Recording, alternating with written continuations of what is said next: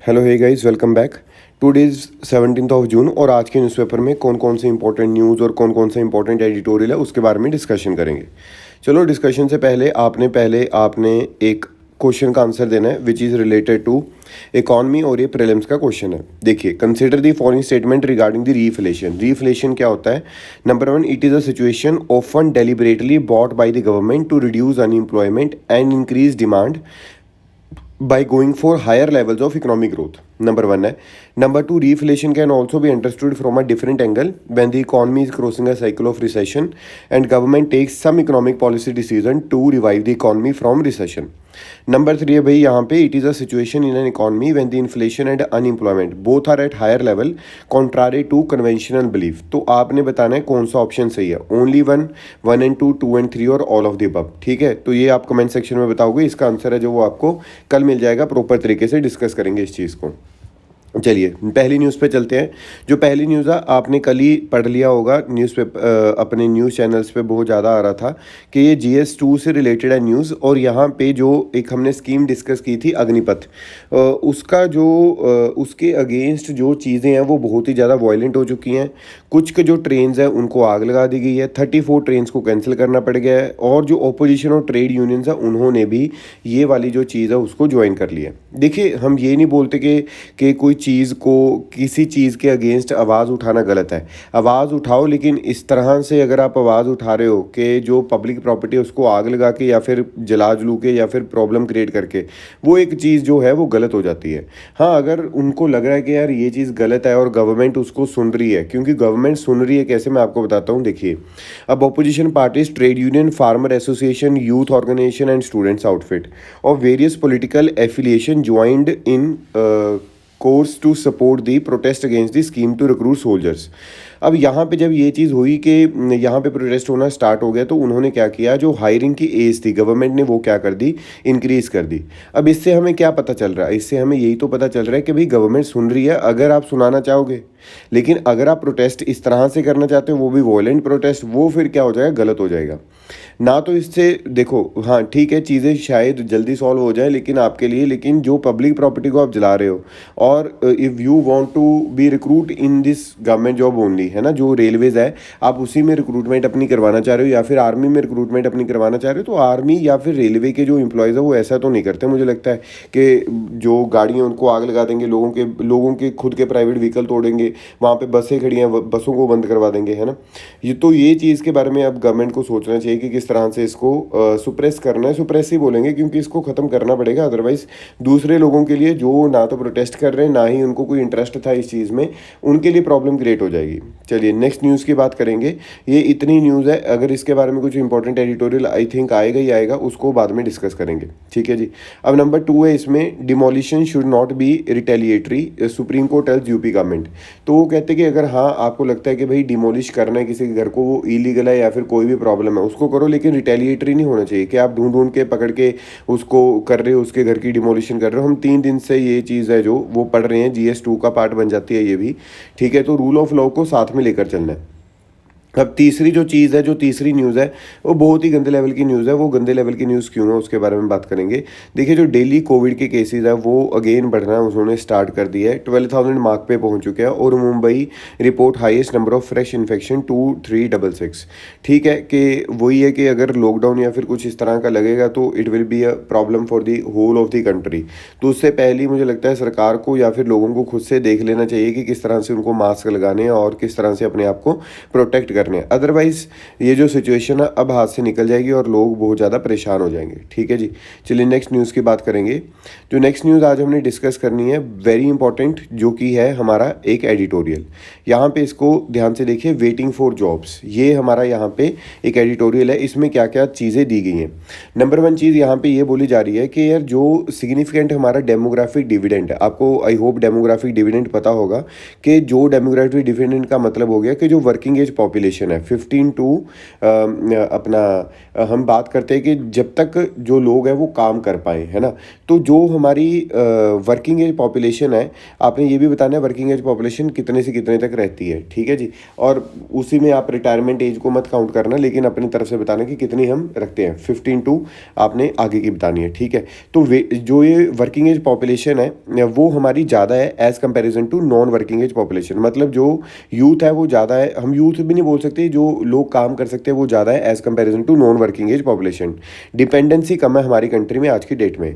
लेकिन last few years में एक डेटा था वो लीक हो गया था, जो कि क्या था, पीरियोडिक लेबर फोर्स सर्वे 2018, जिसमें हमने देखा जो अनएम्प्लॉयमेंट रेट है, वो बहुत ज़्यादा थी, वो हाईएस्ट थी इन दी 4 डेकेड्स, दैट वाज 6.07%।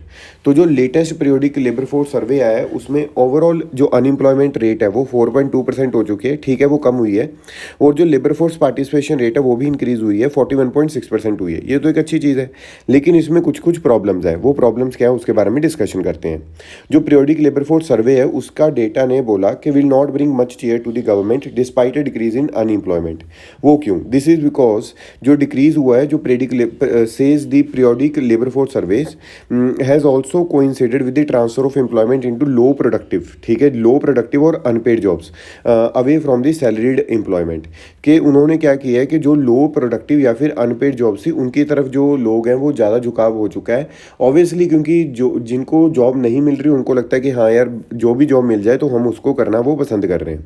अब यहाँ पे एक और जो चीज़ है, जो इंडस्ट्रियल जॉब्स है वो कम होती दिखाई दे रही हैं और एग्रीकल्चर जॉब्स की तरफ जो लोग हैं वो ज़्यादा जाते दिखाई दे रहे हैं।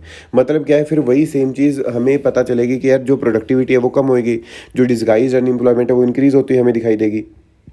मोर ओवर यहाँ पे क्या है, wage rates have continue to remain lower, जो वेज रेट्स है वो भी हमें कम देखने को मिल रही हैं, ठीक है जी। और following the lockdown driven days of the pandemic it is clear that the government want to tackle the unemployment, ठीक है जी। और इसमें क्या है कि नरेंद्र मोदी ने अनाउंसमेंट किया कि भाई 10 lakh personnel within next 18 months vacancies in the railways, the armed forces, GST department among others should be seen as a step in the right direction, ठीक है।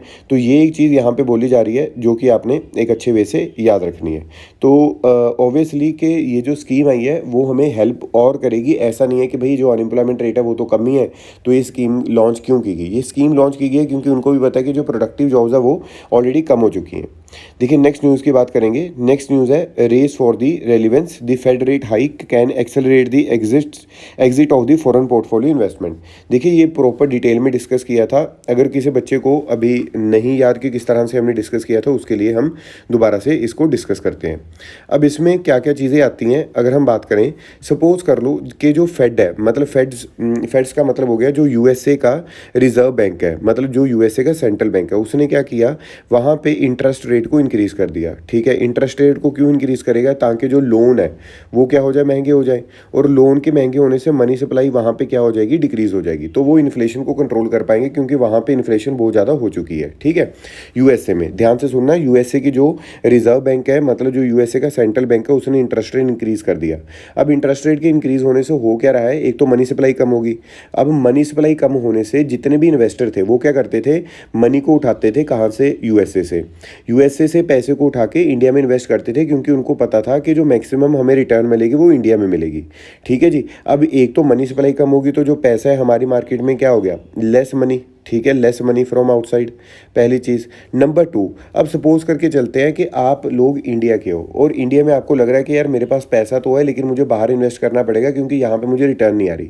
लेकिन अचानक से आपको पता चलेगा यार इंडिया में कुछ ऐसी चीज़ें बन चुकी है जिसमें वो रिटर्न है वो हमें अब मैक्सिमम मिलेगी, तो हम क्या करेंगे, ऑब्वियसली इंडिया में पैसा इन्वेस्ट करेंगे। तो उसी तरह से जो लोगों ने जब इंटरेस्ट रेट कम था, लेस था, उस टाइम पे इंडिया में आके इन्वेस्ट किया था, वो लोग अब क्या करेंगे, पैसा निकालना यहाँ से स्टार्ट करेंगे। मतलब वो लोग एज अ क्या आए थे, एफपीआई, फॉरेन पोर्टफोलियो इन्वेस्टमेंट, वो अब इंडिया की मार्केट से पैसे को क्या करेंगे, निकालेंगे। और जब वो इंडिया की मार्केट से पैसे को निकालेंगे तो ऑब्वियस सी चीज़ है, तो हमारी जो मार्केट है वो डाउन जाना स्टार्ट हो जाएगी और यहाँ से जो पैसा है वो निकलना स्टार्ट हो जाएगा। पैसे का मतलब डॉलर्स है जो वो जाने फ्लोट करने यूएसए में स्टार्ट हो जाएंगे। तो ये इसका एक बहुत बड़ा इंपैक्ट रहता है इंडिया के ऊपर भी, अगर यूएसए का सेंट्रल बैंक कोई भी एक्टिविटी इस तरह की करता है, ठीक है। आई होप आपको ये जो एडिटोरियल है, ये जो आर्टिकल है, ये आपको समझ में आया होगा। अगर नहीं समझ में आएगा तो आप कमेंट सेक्शन में बता सकते हो, इसकी अलग से हम एक वीडियो बना लेंगे, ठीक है जी। और मैंने आपको कल भी बताया था कि ये थोड़ा सा टेक्निकल इशू चल रहा था, इस वजह से मैं ना अभी मोबाइल पर रिकॉर्ड कर रहा हूँ, ताकि वो एक कंटिन्यूटी बनी रहे हमारे बीच में, है ना, और आपकी भी न्यूज़पेपर की कंटिन्यूटी बनी रहे। क्योंकि मुझे भी बड़ा अच्छा लगता है जब मैसेज आता है कि सर आज का न्यूज़पेपर नहीं आया, है ना, जल्दी डाल दिया करो, तो उसको जल्दी भी डाला करेंगे। और जो जैसे पहले एक प्रॉपर फ्रेमवर्क वाली वीडियो आती थी वो भी किया करेंगे। अभी ये तो मैं मोबाइल पे कर रहा हूँ, ठीक है, और वही है कि thank you for the cooperation कि आप देख रहे हो फिर भी। चलिए नेक्स्ट न्यूज़ की बात करते हैं। नेक्स्ट न्यूज़ इसमें आती है कि भाई जो एडिटोरियल है, bulldozer injustice to teach a lesson. भाई बुलडोज़र चला दिया जाता है घरों के ऊपर अगर कोई जो प्रॉब्लम है क्रिएट करता है। अब यहाँ पे देखते हैं बुलडोज़र जस्टिस के बारे में क्या क्या चीज़ें यहाँ पे पढ़ने को हमें मिल रही हैं। नंबर वन, जो बुलडोज़र जस्टिस है उसमें क्या बोला जा रहा है कि जो लॉज है वो gets more complicated when a fringe but influential nation spokesperson incites of violence by saying something offensive about the Prophet के बारे में आपको पता ही है कि जो बीजेपी के स्पोक्स पर्सन थे उन्होंने कुछ बोल दिया था, तो उसी के टाइम से जो यहाँ पे वायलेंस है या फिर जो प्रोटेस्ट है वो स्टार्ट हो गया। जो न्याय लॉ है वो seeks to overlook the provocation of the tempter but finds the tempted guilty. अब यहाँ पे हो क्या रहा है, जो लॉ है उसने क्या देखा कि जिसने प्रोवोक किया था उसको तो छोड़ दिया, लेकिन जो लोग दूसरे तरीके से कोई भी प्रोटेस्ट कर रहे हैं उनको पकड़ के लेके जाते हैं और उनके घर को उड़ा दिया जाता है। उन्होंने बोला कि इंडियन पेनल कोड में बहुत सारी ऐसी चीज़ें हैं जिसमें हम मतलब वॉयलेशन के लिए वॉयलेटर को बहुत सारी सज़ाएं दे सकते हैं, लेकिन अगर वॉयलेटर बहुत इन्फ्लुएंशियल एक फ्रिंज है या फिर इन्फ्लुएंशियल पार्टी से बिलोंग करता है उसको सज़ा नहीं मिलती, चाहे वो ऐसी कॉल हो कि गोली मारो, ठीक है, या फिर यहाँ पे अगर हम बात करें सेंसलेंस लिंचिंग की बात करें, या फिर अगर हम बात करते हैं जेनोसाइड की बात करें, या फिर किसी भी चीज़ की, या फिर प्रॉफिट के अगेंस्ट चीज़ें की बात करें, या किसी भी चीज़ की बात करें, अगर उनका इन्फ्लुएंस है तो वो आईपीसी की जो धाराएं हैं वो भी क्या हो जाती है, वो कम हो जाती है। लेकिन ऑन दी अदर हैंड अगर उन्हीं के खिलाफ अगर कोई प्रोटेस्ट करता है उनको पकड़ के लेके जाया जाता है यूएपीए के अंडर, एनएसए के अंडर, इस तरह की चीज़ें यहाँ पे बोली जा रही हैं। अब यहाँ पे बोलते हैं व्हेन द स्टेट एक्ट, जो ड्यूरिंग अ प्रोटेस्ट, ठीक है, एब्सोल्युटली जो है कि कोई कॉन्स्टिट्यूशन राइट है to resort to violence during a protest, नहीं। देखिए जो प्रोटेस्ट करते हैं लोग कि वो वायलेंस कर सकते हैं, ये उनका राइट है? नहीं, बिल्कुल भी राइट नहीं है। जो कॉन्स्टिट्यूशन ऑफ इंडिया है वो पीसफुल, देखिए असेंबली विदाउट आर्म्स जो लोग हैं उनको इकट्ठे होने की इजाज़त देता है, वो प्रोटेस्ट कर सकते हैं। लेकिन अगर आप वायलेंस करोगे प्रोटेस्ट में, वो किसी भी सर्कमस्टांसिस में जस्टिफाइड नहीं है। अगर हम यहाँ पे बात करें सुप्रीम कोर्ट जज की, तो state then uses its not, हाँ, जो स्टेट है वो अपनी मशीनरी यूज़ करती है literally in the form of bulldozer. वो कहते हैं कि भाई बस डिमोलिश कर दो उनके घर को जो वायलेंस में जो प्रोटेस्ट कर रहे थे और जो वायलेंट थे, ठीक है, जो वायलेंट प्रोटेस्ट थे उनको बस आपने देखना है, आपने आइडेंटिफाई करना है, और आइडेंटिफाई करने के लिए जितने भी लॉज हैं उनको यूज़ किया जाता है और उनके घरों को उड़ा दिया जाता है। अब यहाँ पे ये सेम प्रोसेस 1984 में मिसेज इंदिरा गांधी के असैसिनेशन के टाइम पे भी हुआ था कि किस तरह से हमने टारगेटेड लोगों को मार देना है। फंडामेंटल राइट्स की अगर हम बात करें, जो एक्टिविस्ट जावेद मोहम्मद, ये पता नहीं कितना के इन्फ्लुएंस बंदा है, क्योंकि इसके बारे में कल भी पूरा एडिटोरियल इसी बंदे पे आया हुआ था। जो एक्टिविस्ट जावेद मोहम्मद ऑफ प्रयागराज है, यूपी, वो unluckily enough that his wife owned a house, ठीक है। So as a chapter in the lesson to be taught he was first jailed. पहले तो उसको जेल किया गया, फिर उसके बाद में उसका जो घर है वो डिमोलिश कर दिया गया थ्रू अ कॉन्स्टिट्यूशनल वॉयलेशन। अगर हम 2 जजमेंट्स की सुप्रीम कोर्ट की बात करें, Uttar Pradesh consider shelter as a fundamental right, ठीक है जी, फ्रॉम उत्तर प्रदेश। तो एक चीज़ थी इन यूपी आवास एवं विकास परिषद versus friends cooperative housing society, उसमें सुप्रीम कोर्ट ने बोला था, बहुत ही इंपॉर्टेंट जजमेंट है, आप लिख सकते हो कहीं पे भी, आप कोट कर पाओगे, the right to shelter is a fundamental right. जो राइट टू शेल्टर है वो एक फंडामेंटल राइट है which springs from the right to residence assured in article 19 clause 1 sub clause e, और right to life under article 21।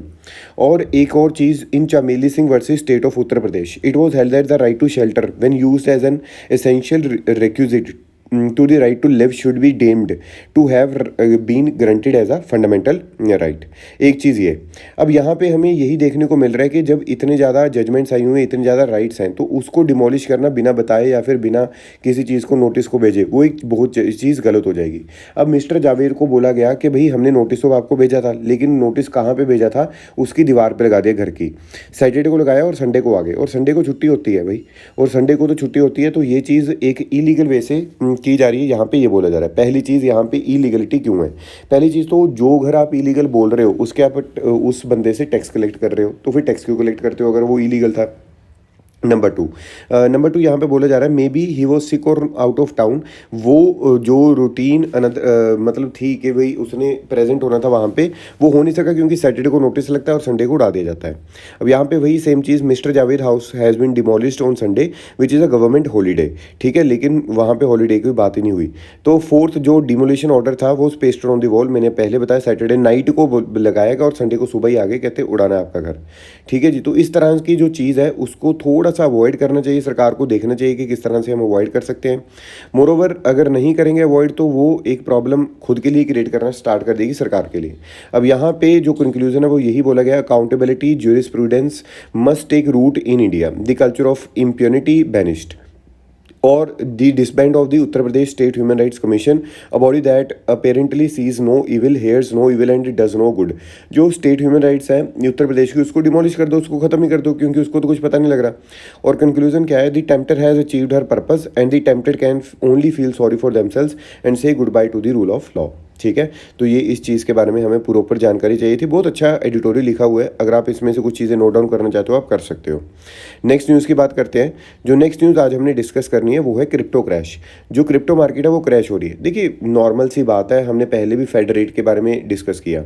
जब जब Fed rate increase की जाएगी, मतलब जब जब यूएसए का जो सेंट्रल बैंक है वो इंक्रीज़ करेगा अपने इंटरेस्ट रेट, तो जितना भी पैसा इंडिया में आया था, जो बाहर से आया था, वो निकलना स्टार्ट होता है। अब जिस चीज़ की वजह से हर एक कंट्री में ये चीज़ चल रही है कि इन्फ्लेशन हुई हुई है, तो इंटरेस्ट रेट इंक्रीज होगी, पैसा कम आएगा मार्केट में, है ना। आपने चीज़ याद रखनी कि हर एक पूरे वर्ल्ड लेवल पे इन्फ्लेशन क्रिएट हुई हुई है, तो जितने भी सेंट्रल बैंक है वो क्या कर रहे हैं, अपनी अपनी इन्फ्लेशन को कंट्रोल करने के लिए इंटरेस्ट रेट को इंक्रीज़ कर रहे हैं। अब इंटरेस्ट रेट के इंक्रीज़ करने से मनी सप्लाई डिक्रीज़ होगी और मनी सप्लाई के डिक्रीज़ होने से जो मार्केट है वो क्रैश होती है, मार्केट वो नीचे जा रही है।